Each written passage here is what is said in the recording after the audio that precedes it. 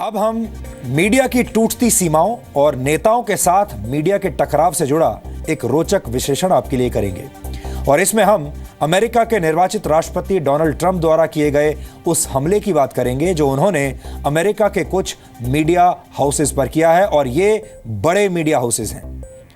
20 जनवरी को Donald Trump America के 45वें राष्ट्रपति के तौर पर शपथ लेंगे, लेकिन उससे पहले कल यानी 11 जनवरी को निर्वाचित राष्ट्रपति के रूप में उनकी पहली प्रेस कॉन्फ्रेंस हुई और यह प्रेस कॉन्फ्रेंस अपने आप में बहुत धमाकेदार थी। इस प्रेस कॉन्फ्रेंस में डोनाल्ड ट्रंप CNN के एक रिपोर्टर के साथ बहस में उलझ गए। उन्होंने उस रिपोर्टर को एक भी सवाल नहीं पूछने दिया और CNN चैनल को फेक न्यूज कह दिया। अब सवाल यह है कि डोनाल्ड ट्रंप किस बात को लेकर इतने नाराज हुए और किस बात पर इतना भड़क गए। दरअसल CNN ने मंगलवार को एक रिपोर्ट दिखाई थी जिसमें यह कहा गया था कि अमेरिका के खुफिया अधिकारियों ने डोनाल्ड ट्रंप को यह जानकारी दी है कि रशिया के पास उनके बारे में कुछ निजी और वित्तीय जानकारियां हैं जो डोनाल्ड ट्रंप को मुश्किल में डाल सकती हैं। इसके बाद अमेरिका की एक इंटरनेट मीडिया कंपनी बज़फीड ने 35 पन्नों की एक रिपोर्ट छापी जिसमें डोनाल्ड ट्रंप और रूस के संबंधों के बारे में विस्तार से बताया गया था।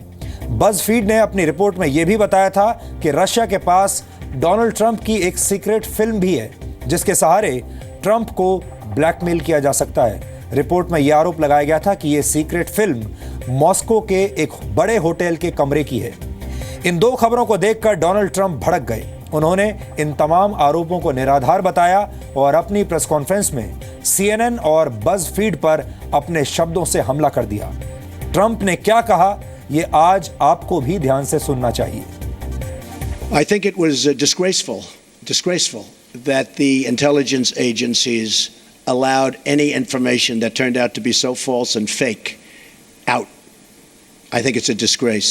And I say that, and that's something that Nazi Germany would have done and did do. I think it's a disgrace. That information that was false and fake and never happened got released to the public. As far as BuzzFeed, which is a failing pile of garbage, writing it, I think they're going to suffer the consequences. They already are. And as far as CNN going out of their way to build it up. Sir, since you're attacking us, can you give us a question? Mr. President-elect, since you are attacking our news organization, can you give us a chance? You are attacking our news organization. Can you give us a chance to ask a question, sir?